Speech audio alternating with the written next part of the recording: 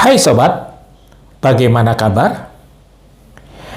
Urusan pangan adalah hidup matinya sebuah bangsa. Kalimat ini sudah beberapa kali saya serukan di episode-episode saya. Tentu ada maksud dan tujuan kenapa kalimat yang Bung Karno ucapkan ini menginspirasi saya agar negara tercinta kita selalu berwaspada tentang pangan. Dalam satu pertemuan online dengan beberapa teman-teman, dengan sobat-sobat petani milenial, dengan sobat-sobat pemerhati pertanian, pemain-pemain digital pertanian, kami berbincang berbagai hal. Di dalam perbincangan itu ada salah satu sobat saya bertanya kepada saya, "Bang, perlu nggak sih negara kita, Indonesia ini, mengimpor beras?" Yang kemarin itu, yang penuh heboh, sehingga terjadi banyak pro dan kontra di dalamnya. Saya menjawab kepada sobat saya muda ini bahwa impor beras itu, jikalau negara kita memang membutuhkan, ya memang sebuah keharusan. Namun kalau diperhitungkan dengan saksama, apakah itu perlu atau tidak, itu bergantung dengan kondisi yang ada.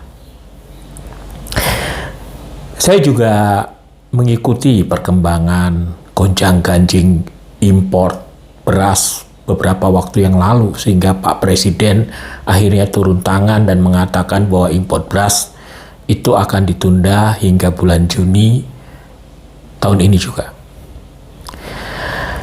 Penundaan itu karena disebabkan beberapa hal. Salah satunya adalah karena sedang panen raya. Kemudian menyongsong Lebaran ini tentu kita harus lebih tenang dan adem dalam berpolitik agar masyarakat bisa menikmati hari kemenangan tersebut. Dan tentu dengan pertimbangan-pertimbangan lain yang saya tidak begitu mengerti. Perkataan Presiden Jokowi yang mengatakan bahwa kita lihat nanti di bulan Juni tahun ini apakah kita import atau tidak, atau memang benar-benar import. Toh akhirnya juga import juga. Sebenarnya begini, dalam sejarah perberasan kita dari sejak zaman Presiden Soekarno hingga sekarang, setiap tahun Indonesia ini ya import beras setiap tahun. Even kita bersuasembada pangan pun di era Presiden Soeharto, tetap kita impor tiap tahun. Kalau kita ambil rata-rata dari awal Bung Karno mengimpor beras hingga sekarang, kurang lebih 700 ribuan ton per tahun. Ada tahun-tahun tertentu yang sangat tinggi, ada tahun-tahun tertentu yang tidak tinggi. Jikalau pemerintah mengatakan bahwa tidak ada impor, ya itu memang pemerintah yang nggak impor. Namun swasta ya tetap impor gitu. Kondisi-kondisi ini menunjukkan bahwa ya kita belum bisa mengatakan bahwa kita itu mempunyai ketahanan pangan yang sangat kuat. Karena ketergantungan bahan pokok, terutama beras, kepada negara lain itu sangat tinggi. Oke, meneruskan pertanyaan tadi. Seperti yang saya pernah katakan bahwa pengadaan atau sumber pengadaan beras di Indonesia ini itu ada 3 sumber. Satu, datangnya dari produksi dalam negeri. Yang kedua, cadangan pangan nasional. Yang ketiga, baru kita berbicara impor. Kalau kita berbicara impor, berarti poin 1 dan poin 2 itu tidak bisa terpenuhi. Harusnya begitu secara logika. Namun, tentu pemikiran saya ini saya tidak jabarkan secara detail kepada sobat milenial yang bertanya kepada saya. Karena dia akan pusing gitu. Dia tidak perlu tahu dari mana sumber dan sebagainya. Yang penting menurut abang apakah kita impor atau tidak. Itulah kira-kira. Jadi itu adalah pemahaman cara berpikir saya. Kemudian kalau kita katakan bahwa tahun ini kita impor, apakah tahun depan kita juga impor?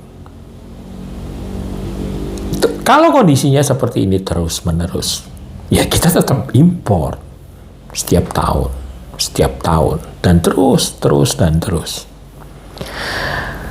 Ada hal yang semestinya kita kembali kepada persoalan utamanya. Bahwa kalau kita berbicara beras, itu kita berbicara gabah, berbicara padi ketika menanam. Berarti kita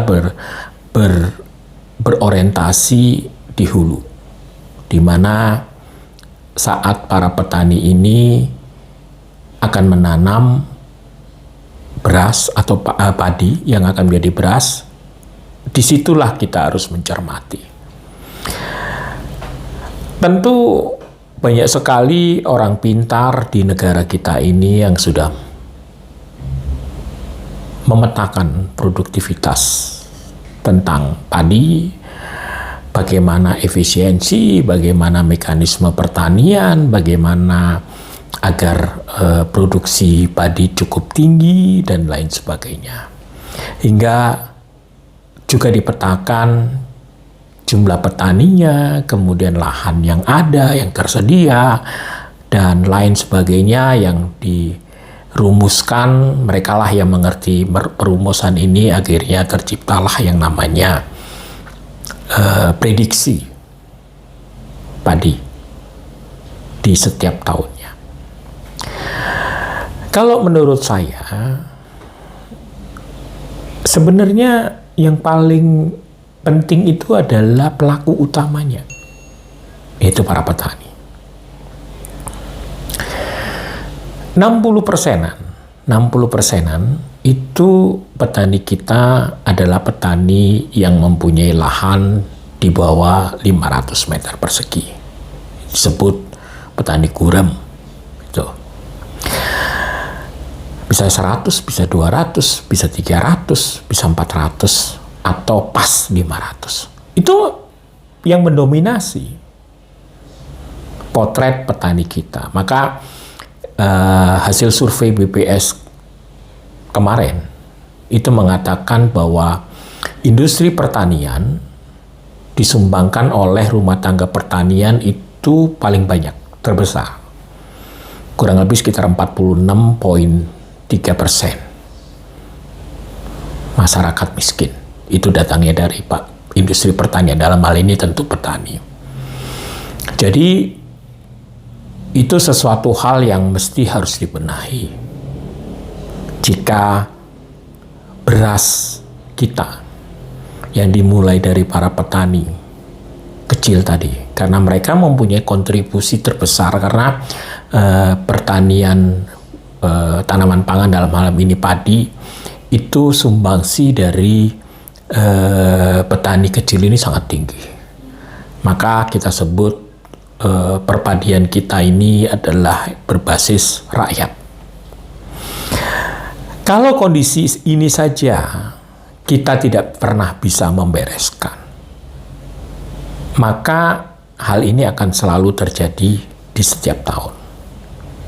Dari sejak zaman Bung Karno sampai sekarang, hal ini terjadi terus-menerus.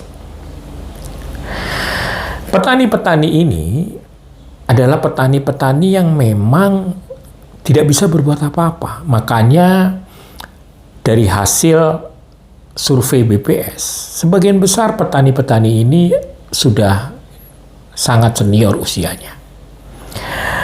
Jadi mereka itu sudah pasrah begitulah kira-kira. Sehingga ya hidup mereka seperti itu dan tidak bisa berbuat apa-apa.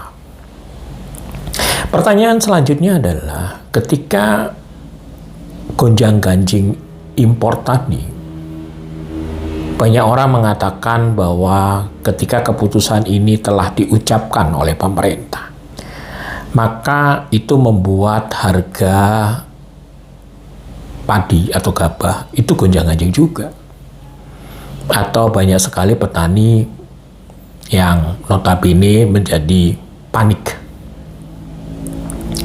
Terkadang saya itu merasa geli kalau mendengarkan hal ini. Kenapa bisa begitu? Karena dari hasil survei yang kami pernah lakukan di 6 provinsi dengan sobat-sobat kami, itu para petani itu 98% itu tidak mempunyai akses atas berita-berita itu. Lalu siapa yang disebut petani yang panik, petani yang marah, petani yang putus asa atas berita impor ini? Petani yang mana? Kalau misalkan petani itu hanya 1%, apakah itu mewakili secara keseluruhan petani kita yang sebagian besar, 60% ini adalah petani yang memang benar-benar di bawah standar sejahtera? Akses informasi mereka nggak punya. Makanya mereka ini sering dipermainkan oleh banyak orang. Saya tidak mengatakan bahwa mereka juga bisa dipermainkan oleh politikus gitu. Sobat-sobat sendiri yang menyimpulkanlah. Jadi para petani-petani kecil ini tidak peduli atas hal-hal seperti ini. Mau adanya subsidi pupuk kek, mau adanya import kek, mau adanya pestisida naik kek, mau apapun mereka tidak peduli untuk itu. Bukan karena mereka tidak tahu atau tidak mau tahu, tapi mereka benar-benar tidak tahu. Sehingga apa yang mereka mau lakukan kalau mereka tidak tahu? Kalaupun mau tahu, mau bagaimana lagi? Mereka adalah petani-petani yang nerimo gitu, kata orang Jawa bilang. Yang pasrah gitu. Jadi kalau terjadi perseteruan tentang impor beras kemarin, kemudian itu ribut sana kemari. Itu yang ribut itu orang-orang yang punya kepentingan dalam konteks masing-masing. Jadi tolonglah agar segala sesuatu yang menyangkut policy, jika terjadi pro dan kontra, lalu jangan dikaitkan dengan para petani bahwa petani ini akan dirugikan.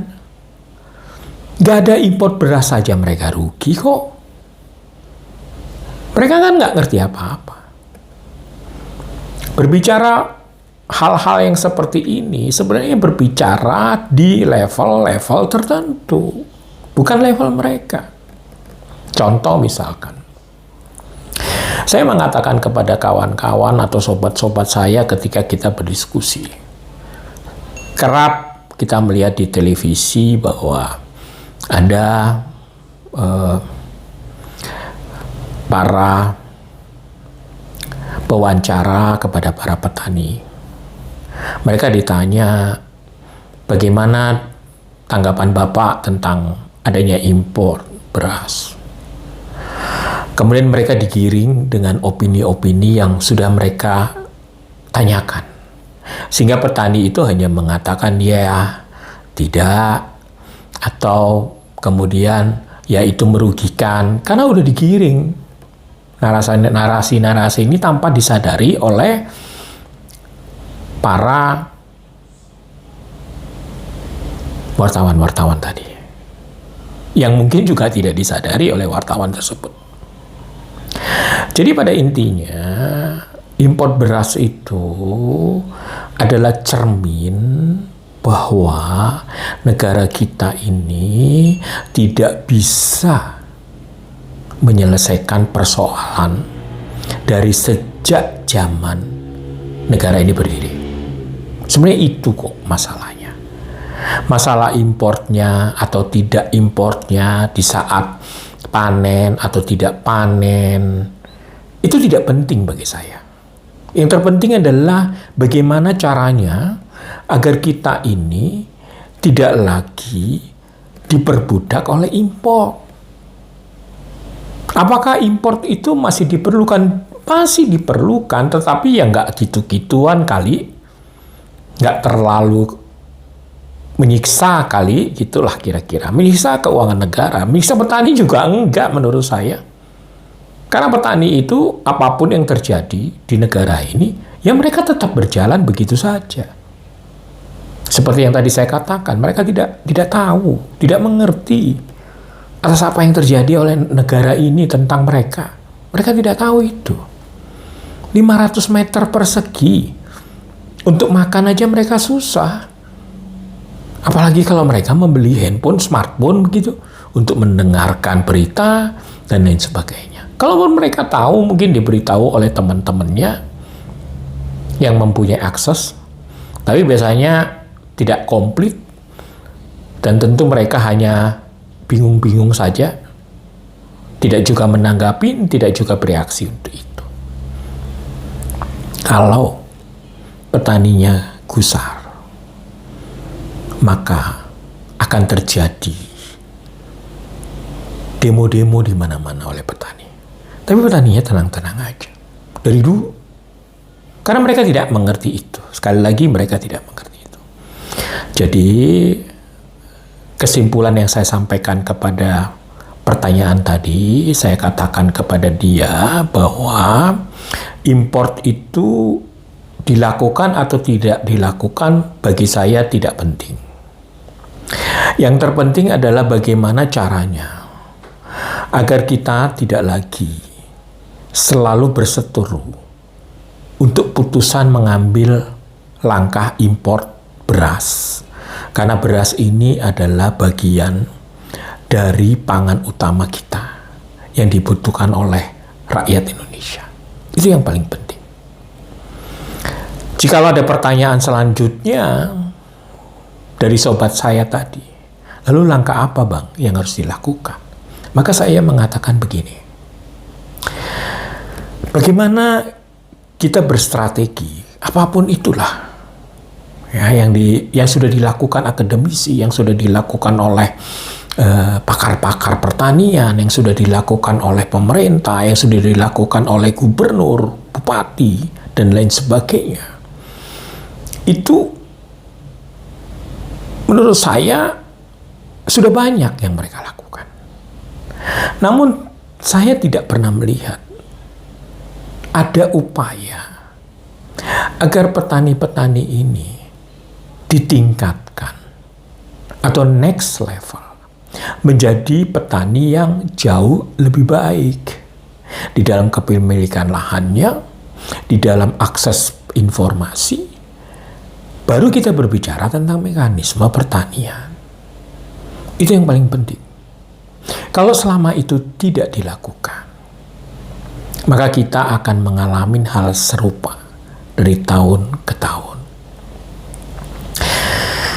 Pertanyaan selanjutnya yang datang adalah, apakah generasi kita hari ini mengetahui hal ini?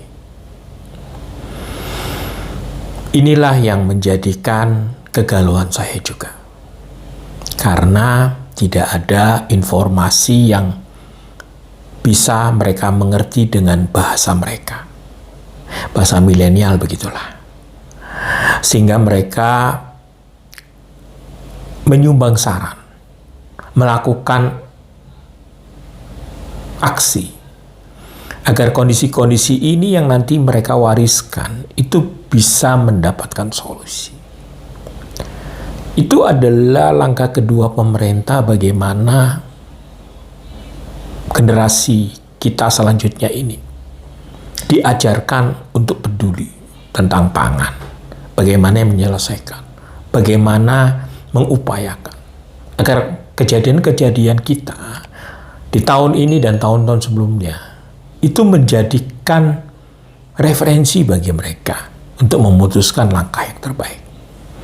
Kalau kita perhatikan dari sejak zaman Bung Karno sampai sekarang, tidak ada peralihan informasi yang pasti tentang langkah apa yang mereka lakukan.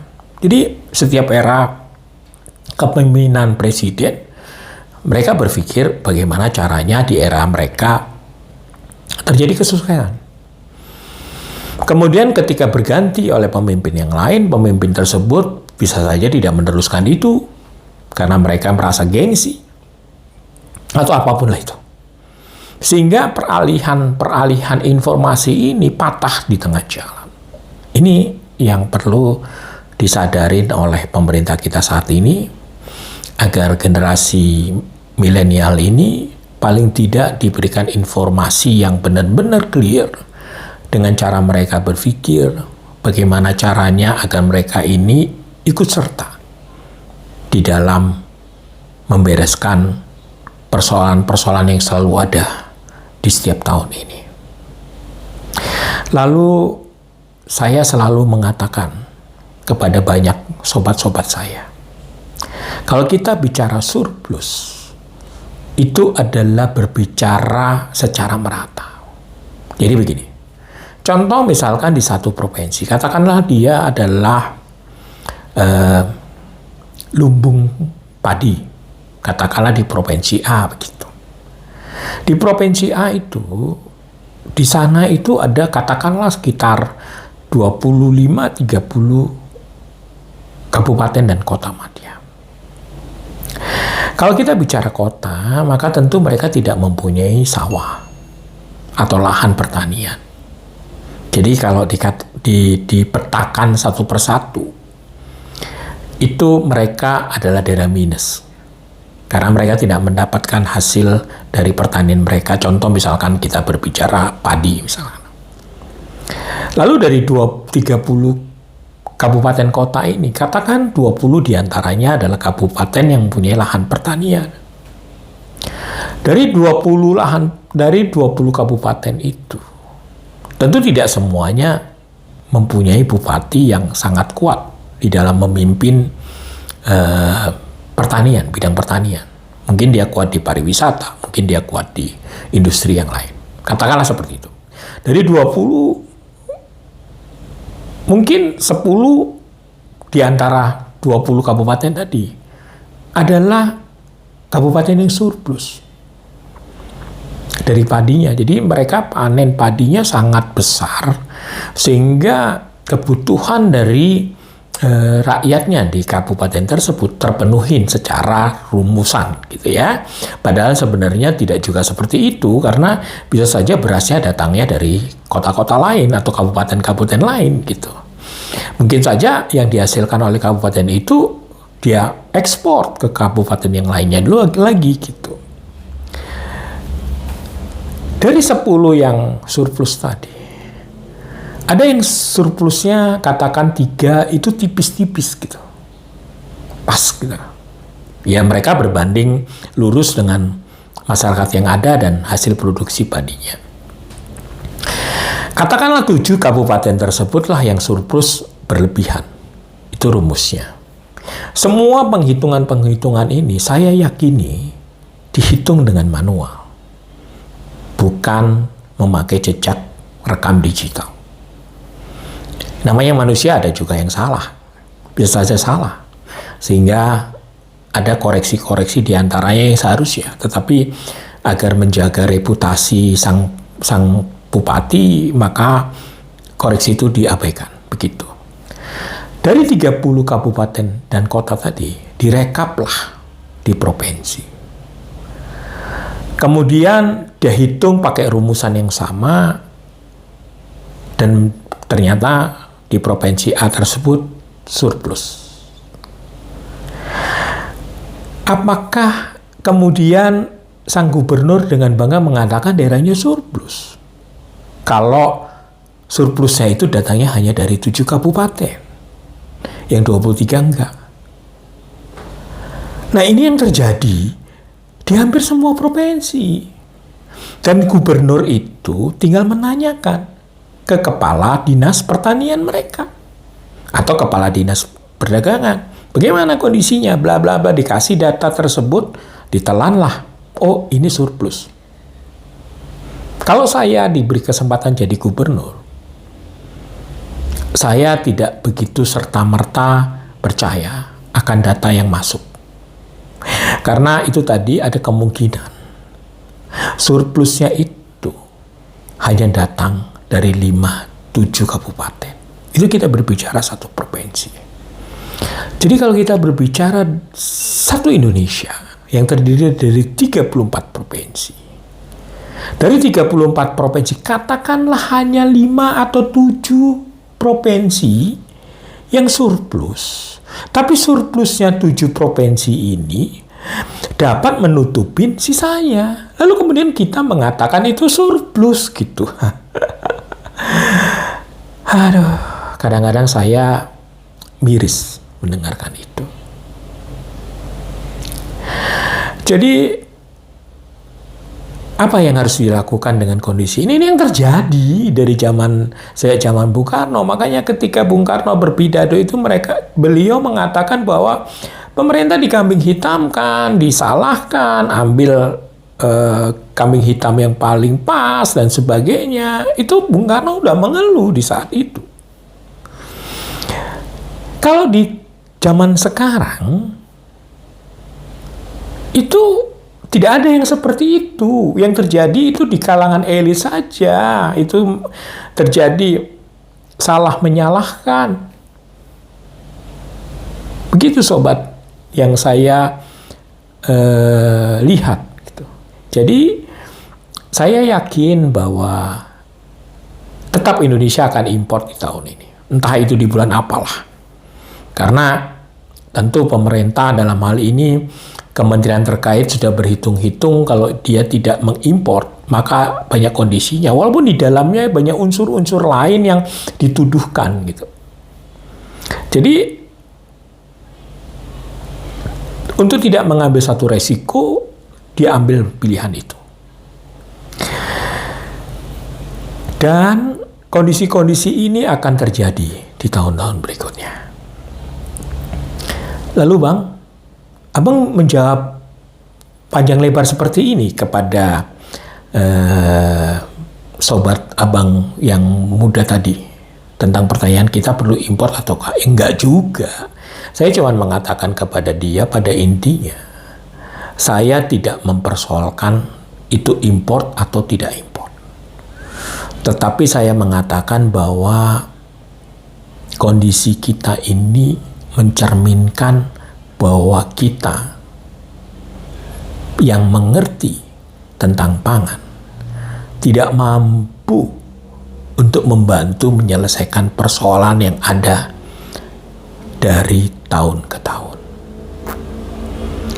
Begitu sobat, opini saya bisa benar, bisa tidak. Namun di episode-episode berikutnya saya akan selalu mengupdate dengan bahasa kita dan mempertajam lagi agar menjadikan referensi untuk mengambil keputusan, dan tentu kita juga berharap agar kondisi ini menjadi lebih baik lagi, pemerintah bekerja lebih keras lagi, dan kita mendukung mereka agar ketahanan pangan kita terwujudkan dengan baik.